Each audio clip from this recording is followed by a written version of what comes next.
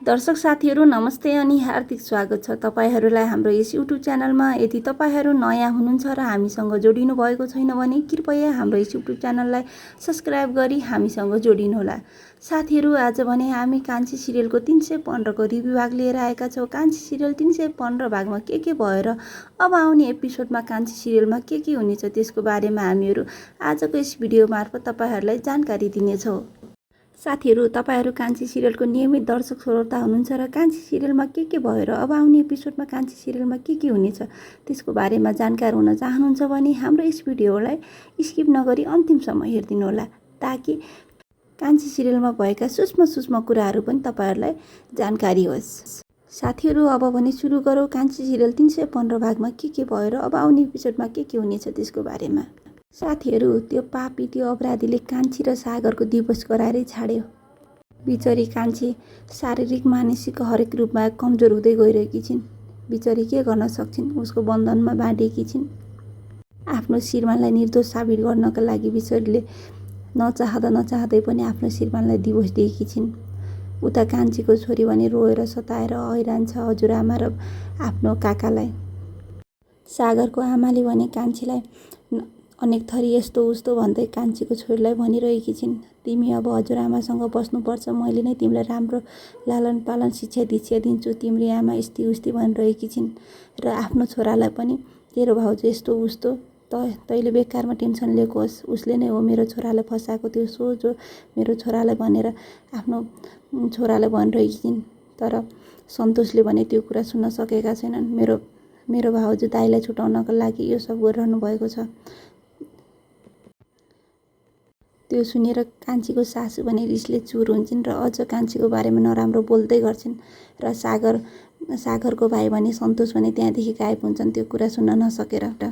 उता कान्छीलाई भने त्यो पापी अपराधीले अनेक यातनाहरू दिइरहेको छ।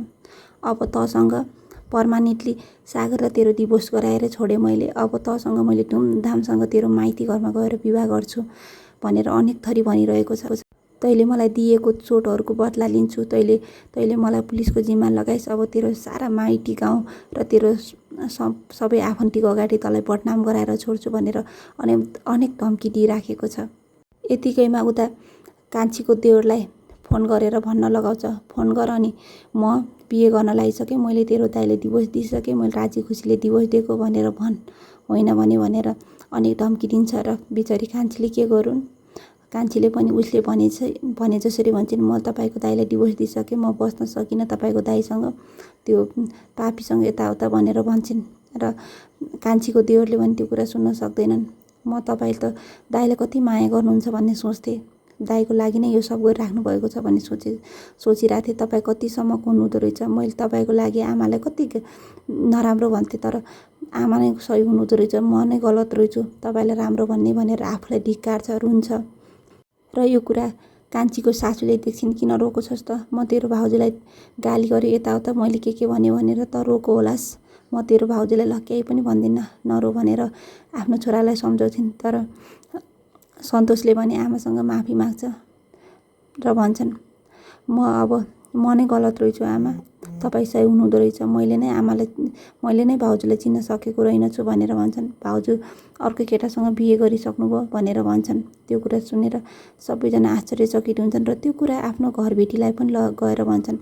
अब हामीसँग पैसा छैन, अलिअलि भएको पैसा पनि भाउजूलाई दिइसकेँ, न मोबाइल छ न केही छ, जागिर पनि छैन छोरीलाई हेर्नको लागि भनेर भन्छन्। उता त्यो पापीले भने कान्छीको माइती घरमा पनि फोन गर्न लगाउँछ र भन्छ, बिहेको सम्पूर्ण तयारी गर्ने भनेर। कान्छीले पनि सो अनुरूप आफ्नो माइतीमा फोन गर्छिन् र भन्छन्, बिहेको सम्पूर्ण तयारी गर्नुहोस्, म बिहे गर्दैछु भनेर भन्छन्। आफ्नो आमाले भने तब उनलाई सिक्या हो, अझ बिहे गर्छु भन्छस् त भनेर भन्दाखेरि तपाईँहरूको कर्तव्य हो आफ्नो छोरीलाई बिहे गरेर आफ्नो घरदेखि अन्माएर पठाउनु, जसरी भने म बिहे गर्ने हो, मलाई बिहेको चाँजो मिलाउनुहोस् भनेर भन्छन्। र भोलिपल्ट बिहे धुमधामसँग हुन्छ र बिहेमा कान्छी पनि बाहिरी रूपमा कपडा लत्ता कपडा सुनले भरिपूर्ण हुन्छन्, तर मनको भने कति निराश हुन्छन् बिचरी। उनको पीडा उनलाई मात्र थाहा छ, न कसैसँग पोख्न सकेकी छिन्।